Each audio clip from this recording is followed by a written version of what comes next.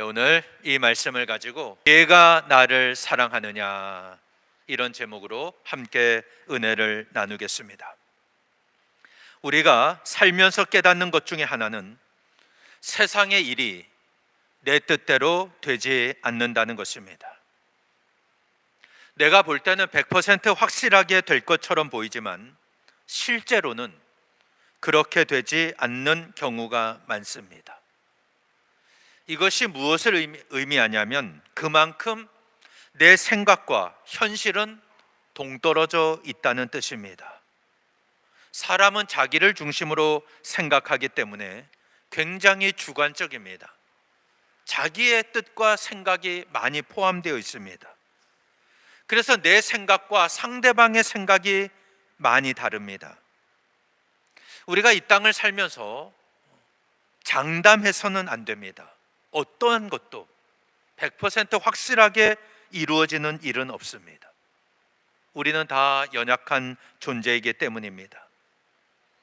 그래서 예수님은 산상수훈에서 구약의 말씀을 통해 맹세하지 말라라고 말씀하십니다. 구약의 율법은 헛된 맹세를 하지 말고 내가 하나님께 맹세한 것은 지키라, 이렇게 말씀을 합니다. 레위기 19장 12절에 보면 너희는 내 이름으로 거짓 맹세함으로 내 하나님의 이름을 욕되게 하지 말라. 나는 여호와이니라. 민수기 30장 2절에서도 사람이 여호와께 서원하였거나 결심하고 서약하였으면 깨뜨리지 말고 그가 입으로 말한 대로 다 이행할 것이니라.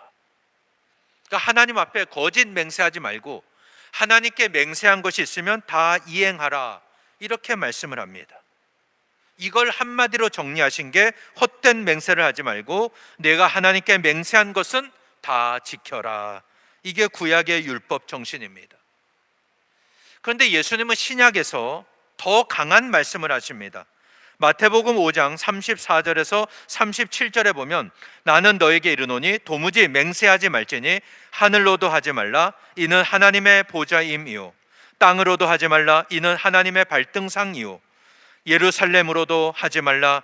이는 큰 임금의 성이요 내 머리로도 하지 말라. 이는 내가 한터럭도 희고 검게 할 수 없음이라. 그래서 오직 너희 말은 옳다 옳다 아니라 아니라 하라. 이에서 지나는 것은 악으로부터 나느니라. 이 말씀을 유진 피터슨이 쓴 메시지 성경에서는 이렇게 해석했습니다. 한번 잘 들어보세요. 기도해 주겠다고 말하고 기도하지 않거나 마음에도 없으면서 하나님이 함께 하시기를 빈다고 하면 그렇게 경건한 말로 연막을 치면 상황이 더 악화될 뿐이다. 종교적인 장식을 멋지게 단다고 해서 너희 말이 진실해지는 것이 아니다. 너희 말을 거룩하게 할수록 그 말의 진실성은 떨어진다. 그러면 그렇다, 아니면 아니라고만 하여라. 자기 뜻을 관철하려고 말을 조작하다가는 잘못된 길로 빠진다.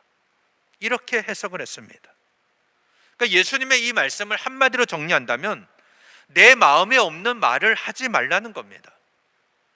근데 우리는 기도하지 않으면서 기도하겠다고 합니다.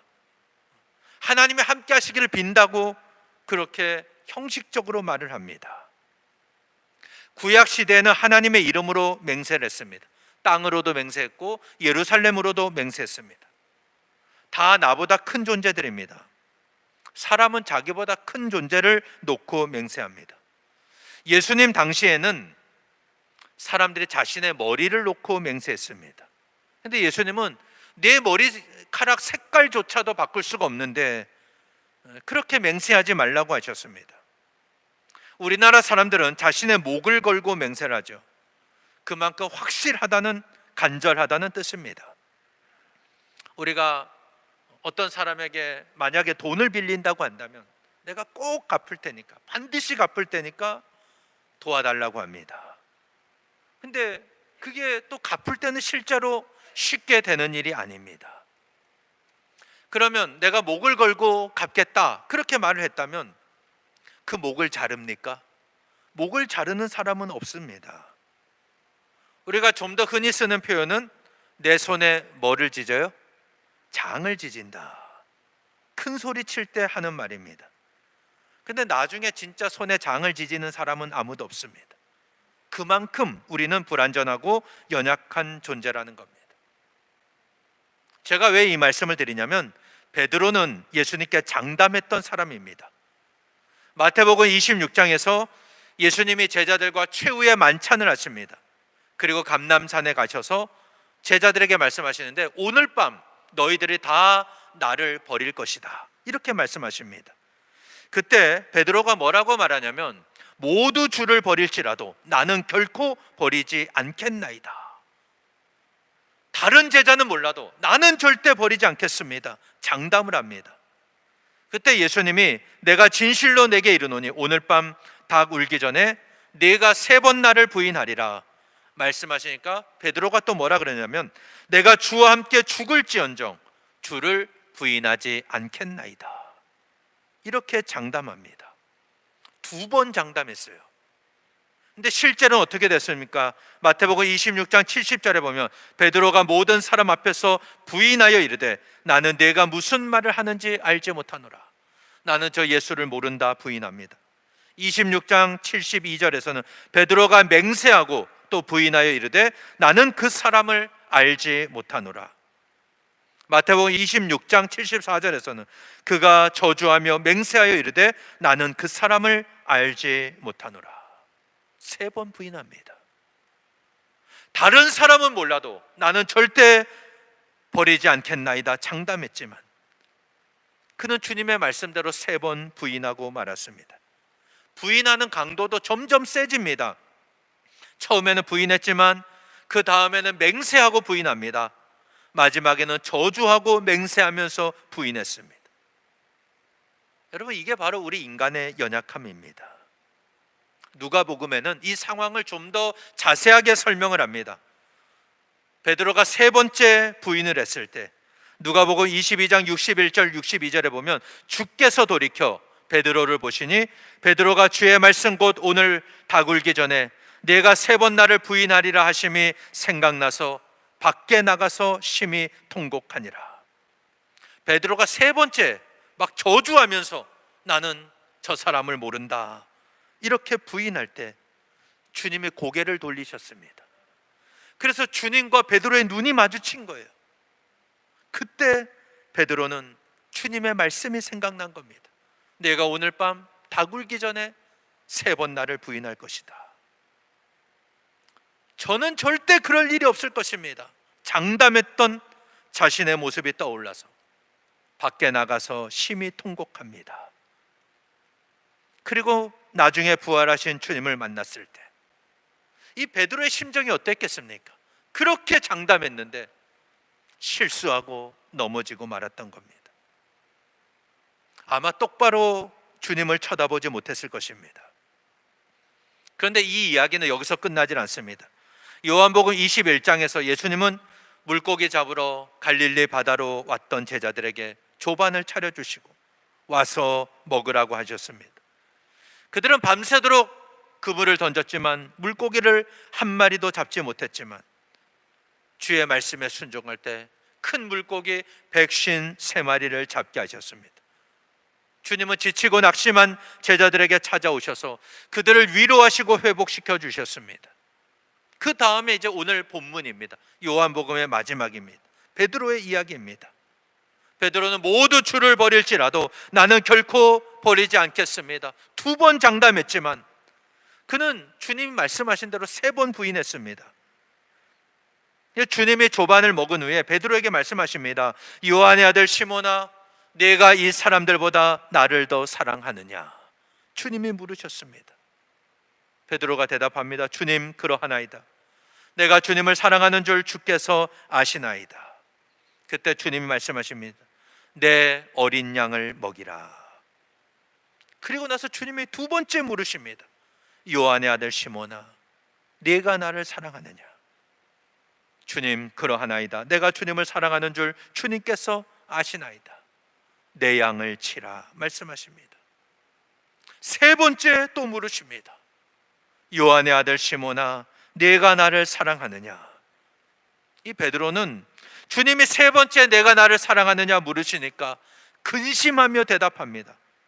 주님 모든 것을 아시오매 내가 주님을 사랑하는 줄 주님께서 아시나이다. 주님은 내 양을 먹이라 말씀하십니다. 예수님이 베드로를 부르실 때 요한의 아들 시몬아라고 부르셨습니다. 이 시몬이 베드로의 본명입니다. 그의 동생 안드레가 먼저 예수님을 만나고 나서 형 시몬을 예수님께 데려오자 예수님께서 요한복음 1장 42절에서 내가 요한의 아들 시몬이니 장차 게바라 하리라 이렇게 말씀하셨습니다. 이 게바를 번역하면 베드로입니다. 예수님이 베드로를 처음 만나셨을 때 하신 말씀이 요한의 아들 시몬아 이렇게 부르셨습니다. 그런데 오늘 부활하신 주님이 베드로에게 다시 요한의 아들 시몬이라고 부르십니다.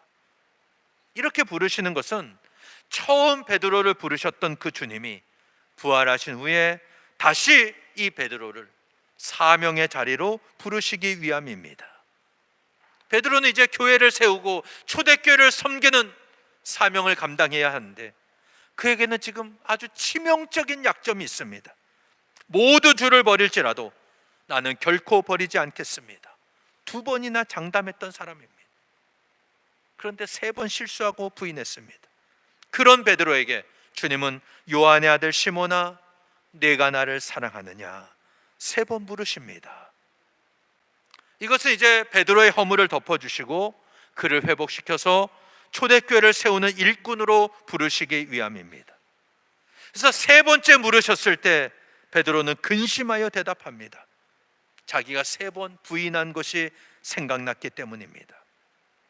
그런데 주님은 베드로의 과거를 책망하지 않으셨습니다. 거 봐라 내가 말한 대로 되지 않았느냐 말씀하지 않으셨습니다. 주님이 하신 말씀이 뭡니까? 요한의 아들 시몬아 네가 나를 사랑하느냐 물으셨습니다. 지금 베드로의 잘못을 지적하시는 게 아니라 그가 주님을 사랑하고 있는지 묻고 계십니다. 나를 모른다고 3번이나 부인하고 맹세하고 저주하면서 부인했지만 그게 중요한 게 아니다. 지금 네가 나를 사랑하느냐 그걸 묻고 계시는 겁니다. 여러분 여기서 우리는 신앙생활에 중요한 교훈을 얻습니다. 하나님이 오늘 내 믿음을 평가하시는 기준은 바로 오늘 현재입니다. 지금이에요. 지금 오늘 내가 어떤 믿음으로 사는지를 주님은 중요하게 보십니다. 내 과거의 영광이나 과거의 잘못은 이미 다 지나갔습니다. 그런데 오늘 우리의 문제는 거기에 너무 집착을 합니다. 그것만 자랑하는 거예요. 옛날에 어땠다 또 그것을 부끄러워하기도 합니다. 이것은 우리 신앙생활에 아무 유익이 없습니다. 오늘 내가 하나님을 얼마나 사랑하고 주님을 사랑하는지 내가 주의 말씀에 얼마나 순종하며 사는지 이것이 훨씬 더 중요한 겁니다. 이걸 아는 사람은 주님이 응답하실 것을 믿고 주님의 뜻을 구하며 간절히 기도합니다. 저는 오늘 우리의 신앙이 여러분의 부모님의 신앙이라든지 내 옛날의 신앙이 더 좋았다는 그 수준을 뛰어넘는 오늘 우리의 신앙이 되시기를 축원합니다. 그 믿음이 있어야 됩니다. 그래서 여러분 내 인생의 최고의 순간 아직 오지 않은 겁니다. 여러분 가정에 우리 교회의 최고의 순간도 아직 오지 않은 것입니다. 이 믿음이 우리에게 있어야 됩니다. 이 믿음이 없기 때문에 다시 물고기 잡으러 가는 거예요. 옛날의 모습으로 돌아가는 겁니다. 그렇게 가서 밤새도록 그물을 던져도 한 마리도 잡을 수가 없는 거예요. 오늘의 신앙, 지금의 신앙이 중요합니다. 오늘 우리 모두 주님을 사랑하고 주의 말씀대로 순종하는 저와 여러분 되시기를 바랍니다. 예수님이 요한의 아들 시몬아 네가 나를 사랑하느냐 물으셨을 때 베드로가 주님 그러하나이다 내가 주님을 사랑하는 줄 주님께서 아시나이다 대답했습니다. 그때 예수님이 하신 3마디의 말이 뭡니까? 내 어린 양을 먹이라 내 양을 치라 내 양을 먹이라 주님께서 말씀하십니다. 그러니까 주님이 베드로에게 주신 사명이 뭡니까? 양을 먹이는 것입니다. 그럼 이 양이 누구의 양입니까? 베드로의 양입니까? 아닙니다. 주님의 양입니다. 그러니까 베드로에게 주신 사명은 주님의 양을 먹이고 치는 목양의 사명이 주어진 겁니다. 여기서 우리가 또 하나의 중요한 교훈을 얻습니다. 베드로가 주님의 양을 먹이고 치기 위해서, 그 사명을 감당하기 위해서 그에게 필요한 것이 무엇입니까? 주님은 베드로에게 네가 나를 사랑하느냐 라고 물으셨습니다. 우리가 주님의 일을 할 때 가장 필요한 것은 주님을 향한 사랑입니다. 주님을 사랑하지 않고는 이 일을 할 수가 없는 겁니다. 여러분, 얼마나 주님을 사랑하십니까? 오늘 우리의 문제가 바로 여기에 있는 거예요. 내가 주님을 사랑하지 않는데 주의 일을 하는 겁니다. 주님과 나와의 사랑의 관계가 세워지고 회복되지 않았는데 교회 안에서 여러 가지 일을 하는 거예요. 그러니 힘이 든 거예요. 교회 안에 다툼이 일어나고 싸움이 일어나고 시험이 드는 것입니다. 여러분, 주님과 나와의 가장 기본적인 관계는 사랑의 관계입니다. 나를 위해서 십자가에서 피 흘려 죽으신 그 사랑을 깨닫고 감격하여 내가 주님을 사랑할 때 비로소 주의 일을 할 수가 있는 겁니다. 예수님은 베드로에게 그 사랑을 확인하셨어요. 네가 나를 사랑하느냐? 주님 아시지 않습니까? 내 양을 먹이라, 이렇게 말씀하신 겁니다. 오늘 나와 주님의 사랑을 한번 확인해 보시길 바랍니다. 나는 먼저 주님이 나를 사랑하고 계신 걸 깨닫고 있는가? 그 은혜를 알고 있는가? 내가 십자가의 은혜와 사랑만 생각해도 눈물이 나고 감사가 나오는가? 그리고 그 은혜와 사랑의 응답으로 내가 주의 말씀에 순종하고 주님을 사랑하며 주의 일을 하고 있는가? 그래야 하나님의 역사를 이루어 갈 수 있는 겁니다. 주님은 베드로에게 그 사명을 주신 거예요. 내가 나를 사랑하느냐? 과거의 잘못이 중요한 게 아니다. 지금 나를 사랑하면 된다, 그겁니다. 그리고 나서 그가 어떻게 사역하고 죽으실지를 말씀하십니다. 오늘 본문 뒤에 보면 요한복음 21장 18절에 내가 진실로 진실로 내게 이르노니 내가 젊어서는 스스로 띠뛰고 원하는 곳으로 다녔거니와 늙어서는 내 팔을 벌리리니 남이 내게 띠띠우고 원하지 아니하는 곳으로 데려가리라, 이렇게 말씀했습니다. 베드로는 지금까지 자기가 원하는 삶을 살았습니다. 스스로 띠뛰고 원하는 곳으로 다녔습니다.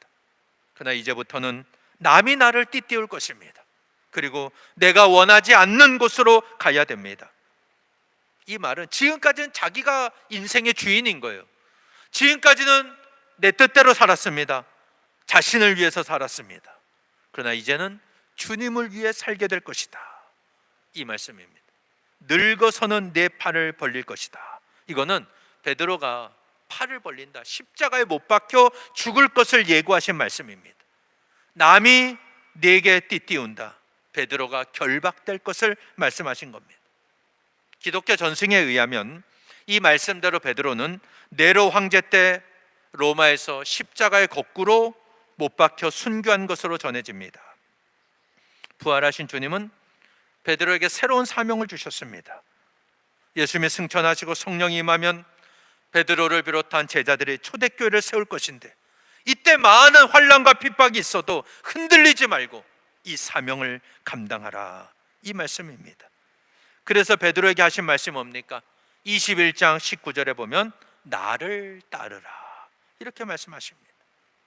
예수님이 걸어오셨던 그 십자가의 길 똑같이 따라오라는 말씀입니다. 베드로는 과거의 실패를 딛고 새롭게 사명을 감당할 목자로 부름을 받은 겁니다. 그러면 이 사명을 잘 감당하면 되는데, 베드로는 이 중요한 순간에, 감격스럽고 중요한 순간에 자신의 사명에 집중하지 않고 요한은 어떻게 될까, 이게 궁금했습니다. 그래서 요한복음 21장 21절에 보면 이에 베드로가 그를 보고 예수께 여짜오되 주님, 이 사람은 어떻게 되겠사옵나이까? 예수님은 요한복음 21장 22절에서 내가 올 때까지 그를 머물게 하고자 할지라도 내게 무슨 상관이냐, 너는 나를 따르라, 이렇게 말씀하십니다. 굉장히 오지랖이 넓은 사람이에요. 자기가 가야 할 길은 정해졌습니다. 고난의 길, 죽음의 길, 십자가의 길을 가야 됩니다. 그런데 내 옆에 있는 저 요한은 어떻게 될지 궁금한 겁니다. 그래서 이 사람은 어떻게 되겠습니까? 물었더니 주님이 요한 신경 쓰지 마라. 그가 어떻게 될지 신경 쓰지 말고 너는 나를 따르라. 여러분, 우리는 이 말씀에서도 또 하나의 교훈을 얻습니다. 우리가 주님의 일을 할 때는 내게 주신 사명을 붙잡고 끝까지 충성해야 한다는 거예요. 내게 주신 사명입니다. 근데 오늘 우리의 문제가 뭐냐면 신앙생활하고 교회 다니면서 다른 사람에게 너무 신경을 씁니다. 저 사람이 무슨 일을 하는지, 그가 하는 일이 나보다 쉬운 일인지 어려운 일인지 비교합니다. 그리고 그 사람의 신앙을 평가하고 정죄합니다. 이것은 올바른 신앙인의 자세가 아닙니다. 우리가 사명을 감당할 때 중요한 자세는 다른 사람과 비교하거나 평가하지 않고 나에게 주신 사명을 온전히 붙잡는 거예요. 내게 주신 사명입니다. 요한이 순교를 하든지 살아남든지 그건 신경 쓰지 마라. 그거는 주님이 그에게 따로 사명을 주실 것이다. 너는 그냥 너의 사명을 붙잡고 나를 따라와라. 여러분, 교회 안에서 각자에게 주신 사명은 다 다릅니다. 그래서 서로의 사역을 비교하는 것, 평가하는 것 아무 의미가 없어요. 주님이 나에게 주신 사명은 내가 붙잡으면 되는 거예요. 저 사람이 하는 일은 하나님이 그 사람에게 주신 일이에요. 하나님은 나도 부르시고 그 사람도 부르시고 나에게 사역을 맡기시고 그에게도 맡기셨습니다. 그러면 저 사람이 무슨 사명을 받고 무슨 일을 하든지 상관하지 말고 오늘 내게 주신 사명을 붙잡고 그 사명을 위해서 끝까지 달려가면 되는 거예요. 그러면 교회가 다양하지 않습니까? 많은 사람이 있는 거예요. 그 다양함 속에서 하나됨을 이루고 일치를 이루어가고 모든 것이 합력하여 선을 이루게 될 줄 믿습니다. 그래서 하나님의 일을 맡은 사명자는 주님이 나에게 주신 계획과 나를 향한 계획과 내 옆에 있는 다른 사람을 향한 계획이 다르게 갖고 계심을 알아야 됩니다. 나를 향한 계획, 저 사람을 향한 계획이 다르다. 그러면 복음을 위해서 죽는 것도 주님의 일이에요. 베드로의 사명입니다. 그는 순교의 사명이 주어졌어요. 그런데 남아서 복음을 전하는 것도 주님의 일입니다. 여러분, 복음을 위해서 다 죽기만 하면 누가 전합니까? 죽는 사람이 있는 거예요. 죽는 사명이 있어요. 순교의 사명이 있고 남아서 복음을 전하고 가르치고 양육하고 세워야 되는 그런 사명도 있는 겁니다.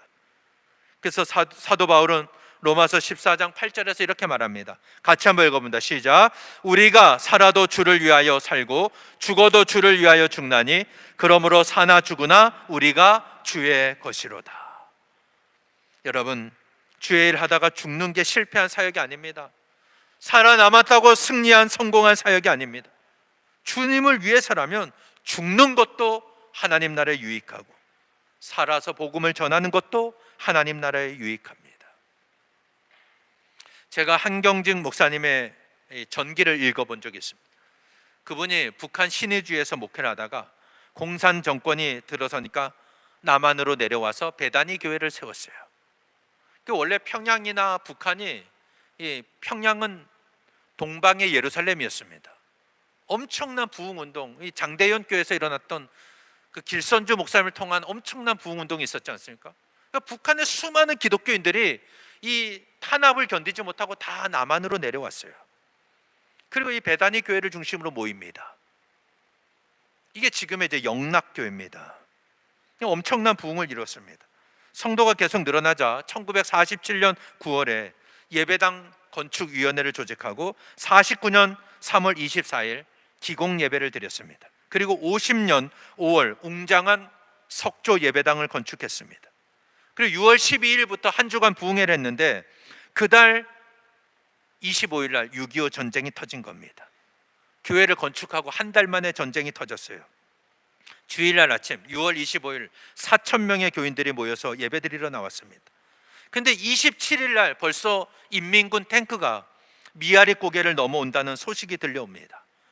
교회 청년들이 목사님께 와서 어서 피하셔야 합니다 말을 하니까 이 한경직 목사님이 그러면 이 교회를 누가 지킵니까? 나는 계속 이 교회를 머물면서 기도할 테니 우리 형제들이나 빨리 피하시오 이렇게 말을 합니다. 이 청년들이 볼 때 이 목사님이 안 갈 것 같으니까 장로님들에게 가서 말한 거예요. 목사님을 빨리 피신시켜야 된다. 이미 서울 거리는 인민군 환영 이런 현수막이 붙고 붉은기가 넘쳐나고 있었습니다. 한경직 목사님이 그 당시 서울에 있던 목사님들과 막 회의를 합니다. 그래서 결국 피난 가기로 결정을 해요. 피난을 갑니다.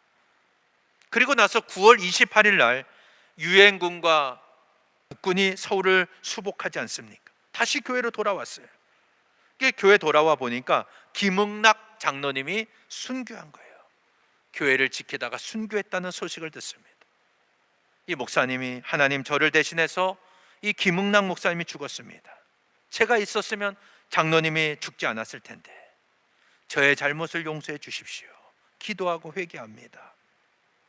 그리고 이 교회 앞에 김응락 장로 순교비가 세워졌습니다. 그러면 한경직 목사님은 살았고 김응락 장로님은 죽었습니다. 순교한 겁니다. 그런데 살아남고 나서 이 한경직 목사님이 그 후에 한국 교회에 엄청난 일들을 합니다. 여의도에서 열렸던 빌리그람 전도 집회를 개최합니다. 기독교 연합 운동을 주도합니다. 학교를 세웁니다. 종교계 노벨상이라는 템플턴상을 수상합니다. 1970년대 한국교회 놀라운 부흥을 이루어 갑니다. 이게 그 목사님에게 주신 사명입니다. 그러니까 한경직 목사님의 사명은 6.25 때 죽는 게 아닙니다. 그는 살아남아서 한국교회를 세우는 게 그 사명이었던 겁니다. 그러니까 살아도 주를 위해서 사는 겁니다. 여러분, 죽어도 주를 위해서 죽는 것입니다. 이 세상 일은 내가 생각하는 대로 되지 않습니다.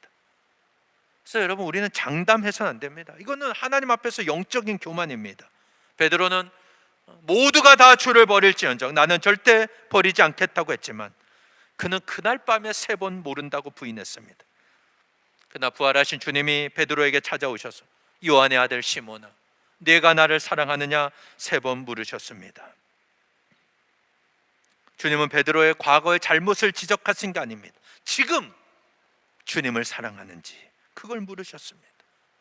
이걸 확인하고 난 다음 내 양을 먹이라 사명을 주셨습니다. 하나님은 오늘 내 신앙을 평가하는 기준은 지금이에요. 오늘 내 신앙을 평가했습니다. 오늘 내가 어떤 믿음으로 주님을 섬기는가. 과거의 영광 중요하지 않습니다. 과거의 잘못 중요하지 않습니다. 오늘 내가 얼마나 주님을 사랑하고 주의 말씀을 붙잡고 이 말씀대로 순종하며 사는가, 이것이 중요합니다. 우리 모두 주님 맡기신 사명을 감당할 때 주의 말씀 붙잡고 끝까지 주님을 사랑하며 섬기는 여러분 되시기를 바랍니다. 다른 사람과 비교하지 마세요. 그 아무 의미가 없는 거예요. 다른 사람 신앙도 평가하지 마세요.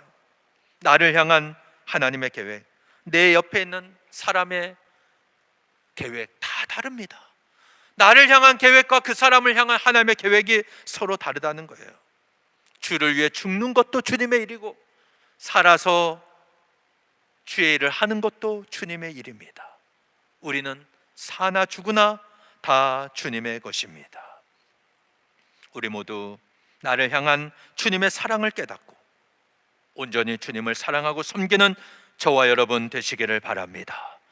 그 사랑에 감격하여 끝까지 사명을 감당할 때 오늘 내가 살아도 주를 위해 살고 죽어도 주를 위해 죽는 그런 믿음으로 쓰임받는 저와 여러분 되시기를 예수님 이름으로 간절히 축원합니다.